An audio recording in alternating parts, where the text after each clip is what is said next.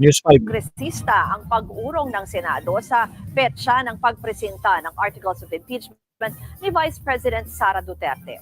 Para sa ibang detalye, live. Ngayon mga kapsat, hindi ikinatuwa ng isang kongresistang prosecutor ang pag-extend ng pagpresenta ng Articles of Impeachment. Okay, sino-sino to? Wala sa Kamara sa Quezon City, magulat si Marian Enriquez. Marian, ano ba ang sinabi ng ilan sa mga House prosecutors dyan? Yes, Ruth. Sa House. Sino tong House prosecutor na mga to? Dismayado nga yung ilang House prosecutors dito sa pag-reschedule ng presentation ng Articles of Impeachment ni Vice President Sara Duterte. Nakatakda kasi dapat ito sa June 2 pero iuurong po sa June 11. Para kay House Prosecutor at Iloilo 3rd District Representative Lawrence Defensor, kawalan sa taong bayan na tumagal. Lawrence Defensor, ito ba yung anak ni Defensor Santiago? O kamag-anak ni Defensor Santiago to? Pa o hindi magtuloy ang paglilitis. Hindi raw dapat i-delay ng Senado ang pag-usad ng impeachment trial. Tama. Ayon kay Defensor, dahil na-delay at inurong ang pagbasa ng Articles of Impeachment ni Duterte sa June 11, hindi makakapag-convene ang Senado bilang impeachment court sa June 12 dahil independence. Tama. Di ba yung sinasabi ko sa inyo kanina? Di ba? Drilon, whether BBM likes it or not BBM sa impeachment ako. Merong interview si Drilon dito Sige, tuloy. Day o holiday. Ibig sabihin, hindi makakapag-oath taking o panumpa ang senator judges. Ang problema, mag-a-adjourn si DA ang 19th Congress sa June 13. You see, mag-a-adjourn na, matatapos na ang 19th Congress sa 13, January 13. What is January 13? January 13 is Friday o last day na ng Congress. Mag-a-adjourn na sila. Ano na? Ang galing talaga. Sige, delayed tactics pa. Tanggap naman daw nila ang dahilan ni Senate President Cheese Escudero dahil tulad nga ng pagpapasapa ng mga nakabimbing priority bills at pagkumpirma ng nasa higit 200 presidential appointments. Pero sana ay hindi na maurong pa ng maurong ang schedule. Hindi raw ito makabubuti sa demokrasya ng bansa at hindi rin magandang refleksyon sa Senado. Umaasa si Defensor na i-uphold ng Senado ang kanilang constitutional duty. Yun, Isahan tama. na ang impeachment trial forthwith o agad-agad. Constitutional duty. Dapat magtuloy-tuloy hanggat makakuha ng desisyon ng paglilitis kahit pa tumawid ito mula 19th Congress hanggang 20th Congress base sa Senate rules o impeachment. On impeachment. Di ba tama yun? Yes. Naintindihan natin, marami pang batas na dapat nilang o mga bills na dapat nilang asikasuin dyan. Dapat kasi itinuloy nyo na ng February pa lang. Diba? Ngayon, isinisingit mo yan. Isinisingit mo yung mga bill na yan. Kasi marami pa kayong bills na hindi pa na aaprubahan o napag-aaralan dyan. Tapos ngayon, i-adjust nyo. Nakapaw. Kung tinuloy nyo na lang sana, yung forthwith na obligasyon nyo, it's your constitutional duty na hindi mo pinadelay-delay. Nakapaw. Cheese. Galaw-galaw. Nakapaw. Sigurado. Malaking impacto sa'yo pagdating ng 2028. Sigurado yan. Tingnan nyo na sa survey pa lang almost 9 out of 10. 88% gusto nang ma-proceed yung impeach para sagutin ni Sara lahat ng mga akusasyon sa kanya. 88% sa survey 7% lang ayaw. Nako po, cheese. Paktay ka. Una na nga sinabi ni Congressman-elect Laila De Lima na pagtataksil sa justice system kung hindi matuloy ang impeachment trial ni VP. Tama, pagtataksil talaga sa justice system yan kasi hindi nila sinunod. 'Di ba? Yung kapag na-submit na yung articles of impeachment at natanggap na ng Senado, automatic yan, forthwith, uumpisahan na yan. Pinakamatagal na nga dyan, sabi ni Attorney Rene Bueno, 1 buwan. Hindi yung 3 buwan, tapos mag-extend pa, pinagbigyan na kayo ng election, tapos ngayon, sasabihin mo June 2, tapos all of a sudden, gagawin mong June 11, tapos June 12, vacation, holiday, tapos June 13, last day nyo, sa session nyo. Di ba? Sino pinagloloko nyo? Nako po, delaying tactics kayo. Tinetechnical nyo kasi ayaw nyo ituloy. Pero, taong bayan ang huhusga sa inyo mga congressman, mga senador.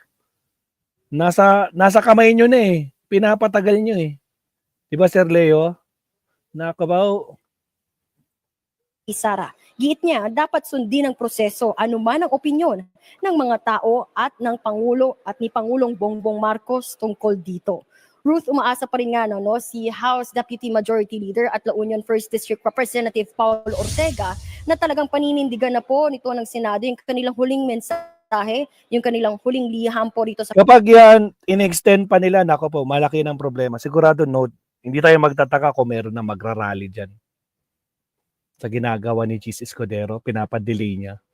Pag yan, dinelay pa niya ng gusto. Kasi sobrang delay na nga actually yung June 2. Kung tutukusin nung March, inumpisa na dapat nung March yan eh. Di ba? Fourth week yan eh. Ang linaw-linaw.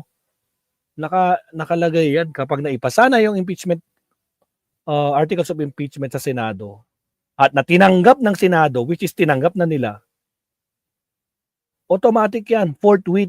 Ilang beses in-explain yan ng mga iba't ibang attorney, lalo na si attorney Rene Bueno. Nako po, cheese, yung March mo, March, April, May, June. Almost 4 months pala. March. O diba, March, April, May, June. O 4 months delay.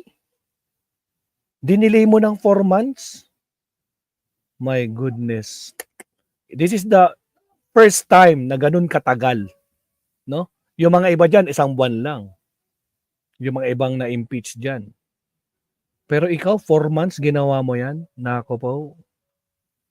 Samantalang si Bato nun, excited na. No? Grabe naman kayo.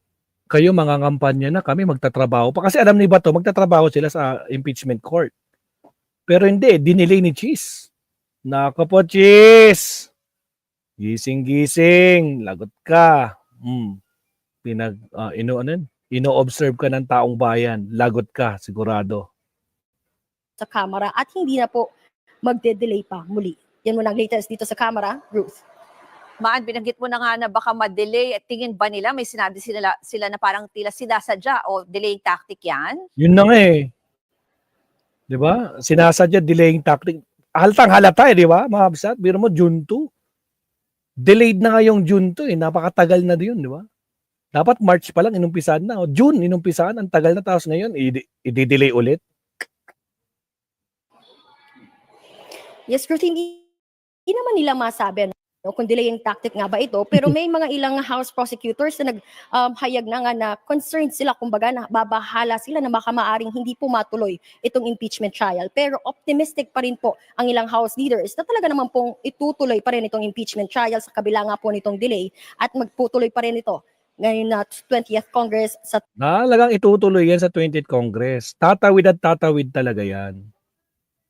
At yan, pag pinigilan ng mga senador, dahil mahalatang halata kung kanino sila pumapanig, lagot kayong lahat dyan. Mananagot kayo sa taong bayan. July 28, I guess, doon sa SONA, no? Yun yung nga initial na schedule sa 4th SONA ng Pangulo pagbubukas ng 20th Congress. Yan mo ng latest. Yan po ang Express Report ni Marian Enriquez. Alright, salamat. News 5. Ano man nasabi niyo mga absat? Di ba? Di ba, Ma'am Eva? Good evening po. Ayun o. Shout out, Nabil Quinjo. Mga senador, takot sa mga Duterte ha. Kasi Duterte, mamamatay tao, sabi ni Emily Basog. Yes, attorney, sobrang mabait ang PBBM. Good evening, Chris. Si Escudero may kasalanan. Yun nga, pinadili-dili kasi Ma'am Liberty. Kung tutukusin nung naisabit na yan nung February, tinuloy-tuloy na yan.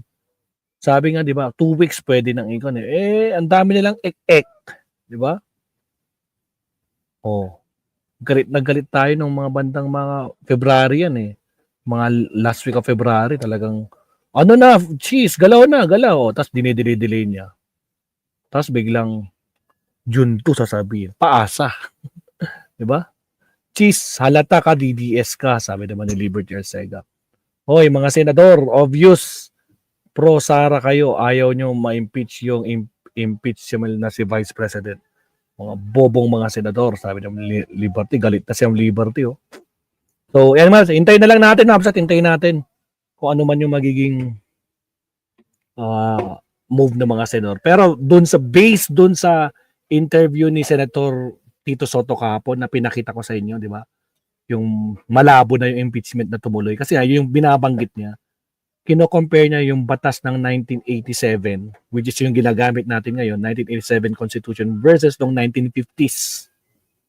So, nagko-conflict yung dalawa. Doon sa 1950s, continuous sa senador. Continuing yun. Pagdating sa 1987, hindi. Pag natapos nag-end na yung session, pati yung mga bills, kung ano man yung naiwan na trabaho, kwan daw. Pero nga, yun nga sabi, di ba? Ang impeachment ay hindi legislative. Ang impeachment is constitutional duty ng mga senador. It's their duty.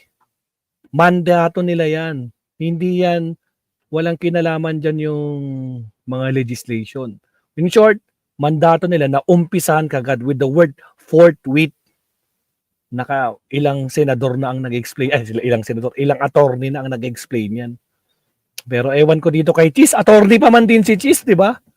Nakapo Cheese, siya. Balik tayo kay Attorney Claire Mabsat. So bago yan, syempre countdown muna tayo. Salamat Mabsat, no?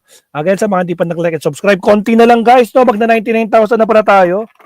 Dali lang, check ko Sa mga hindi pa nag-like at subscribe, sa mga naiwan Mabsat, baka naman di pa kayo nagsusubscribe. Konti na lang ang kailangan ni Maestro para mag 99